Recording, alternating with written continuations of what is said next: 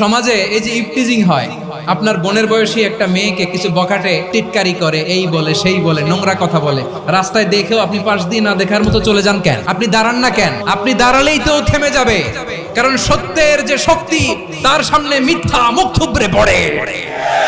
আপনার সামনে ও কিছুই না, নাথিং। আপনি দাঁড়ান, ওকে প্রশ্ন করেন যে আমার বোনকে তুমি ডিস্টার্ব করো কেন? আপনাকে দেখে আরো 5 জন দাঁড়াবে, 5 জনকে দেখে আরো 10 জন দাঁড়াবে। আমাদের নীরবতা আর আমাদের নিশ্চুপ থাকাই জালিমদেরকে আরো শক্তিশালী জালিম বানিয়েছে।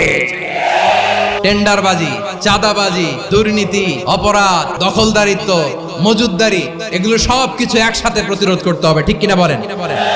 এই যে নতুন বাংলাদেশের এক সুযোগ এসেছে, আর জীবনে হয়তো আসবে। আসুন দেশটাকে আমরা সাজাই, আসুন আমরা এক দল আরেক দলকে নিশ্চিহ্ন করার যে রাজনীতি, এটা বন্ধ করি।